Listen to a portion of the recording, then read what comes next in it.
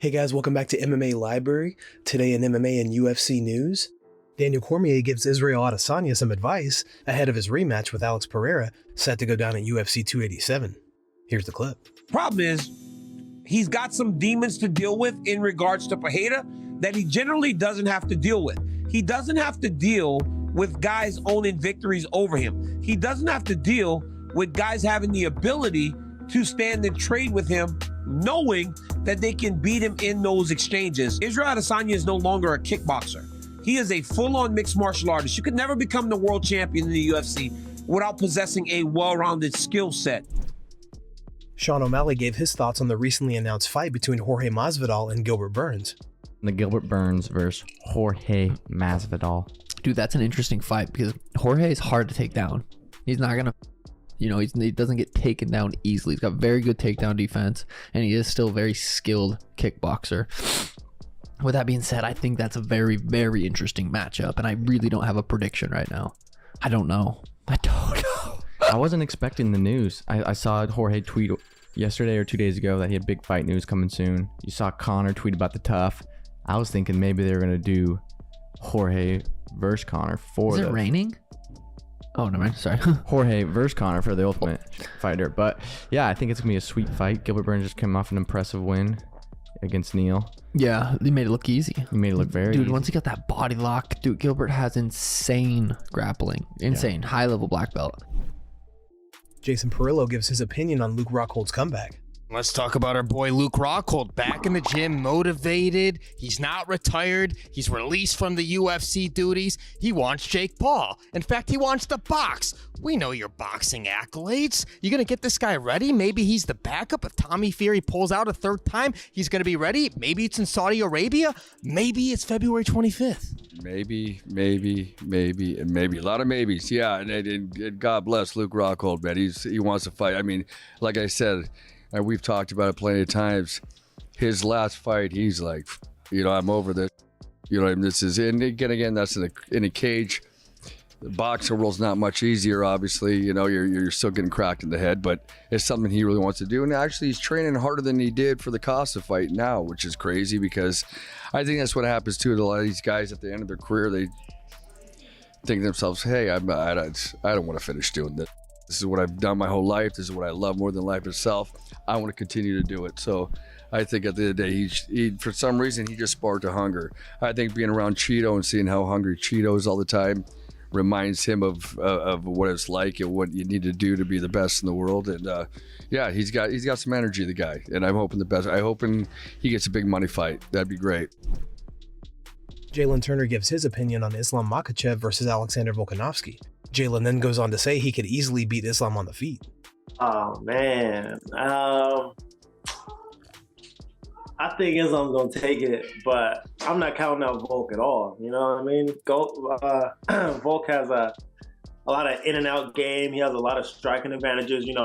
People think because he's smaller, it's going to be a disadvantage for him, but I think on the feet it's going to be a big advantage for him because he's going to be able to throw those looping overhand rights, get in on the boxing, get in on the inside, and then be able to disengage a little bit faster than the normal size opponents that Islam is used to.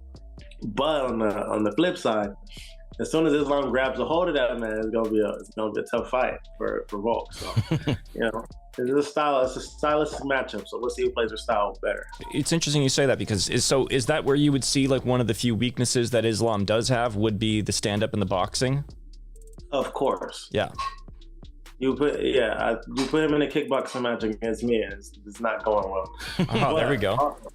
We fight MMA, you know what I mean? So, right. You put me in a wrestling match against him, he's gonna have the upper hand. So, I'm well aware of what it is. It is what it is. But if that fight stays standing, you've got the upper hand. It's child's play in my opinion.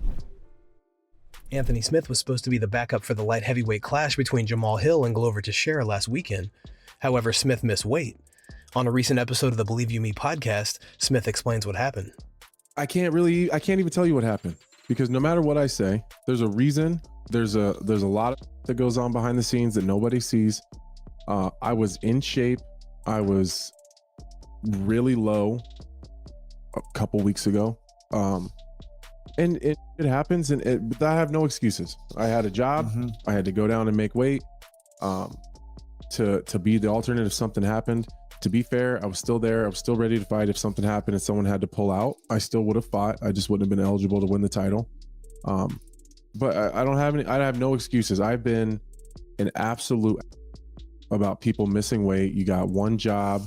You got to show up on weight. Exactly. Like, that's the easiest part of the job, right? So I stand by everything I've ever said about everybody else, that you have to make weight, that it's not an option, and I'll accept whatever it's coming my way. It doesn't change my perspective. There's not coming your way. Number one, the extent of it that's coming your way is wow. Yeah. Tap. Yeah. Anthony Smith, as if he went down to Brazil and didn't even make weight. Wow. And he has the audacity to lecture about fighters on a podcast. Wow. That's and about it. I'm still going to do it. I'm still going to do it. If the next person that misses weight, I'm going to say something about it, because everyone else is coming at me. They're in the comments. They're on Twitter. They're talking. I'll eat it. Yeah. You know what? I missed. There's nothing else you can do. Jorge Masvidal has some words for Gilbert Burns in a recent video. My brother Gilbert, number love and respect. I think you're a great fighter, but I'm gonna do you just like I did this meet, my brother. You're gonna get cooked April 8th. I'll see everybody. Joseph Holmes claims he was jumped by Kevin Holland at a local MMA event in Dallas, Texas. Here's what Holmes had to say. What's the question marks about? What more do I gotta say? I got jumped. They beat me up. They beat me down. They stomped on me while I was down.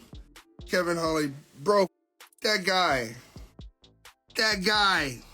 just got freaking jumped. What the beef, bro? The beef is nothing. I'm walking through. Okay, peep this. I'm walking through, because we were just at XKO at the Statler in downtown. I'm walking through the venue. Okay, me and Kevin already don't get along. Kevin Holland. So I'm walking through the venue. He ends up being in front of me. I make a quick eye contact, continue on my way, don't say a word, don't touch him, don't look at him, nothing. So then literally less than 10 minutes later, me and my girl were about to leave. For a quick second, I'm like, hey, shoot, I just left my clothes upstairs because I changed clothes. I go back to run upstairs where my fighter was to grab my clothes that I left. And I see Kevin Holland coming down the stairs. I'm walking up the stairs. He's coming down the stairs. He literally stops in front of me, looking at me.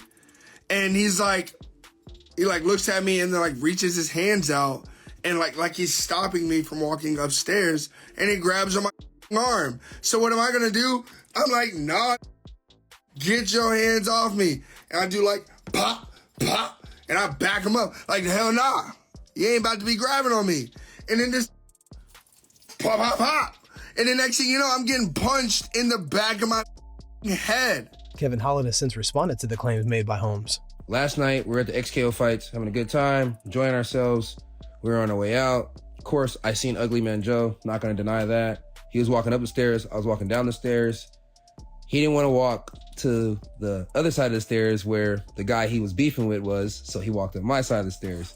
Like I was gonna move. I was like, bro, chill out. As soon as I put my hand up to say chill out, he grabbed me. As soon as he grabbed me, we kind of almost went flying down the stairs. Quick reactions, neither one of us fell over. By the time I go to fix my coat, I don't know what happened. So he was doing all this stuff that he talks about. I don't remember none of this. I don't remember none of this stuff. All I remember is him getting in a fight and me breaking it up. So sounds good.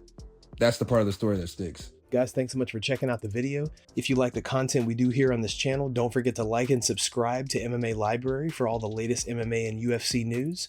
We'll see you in the next video.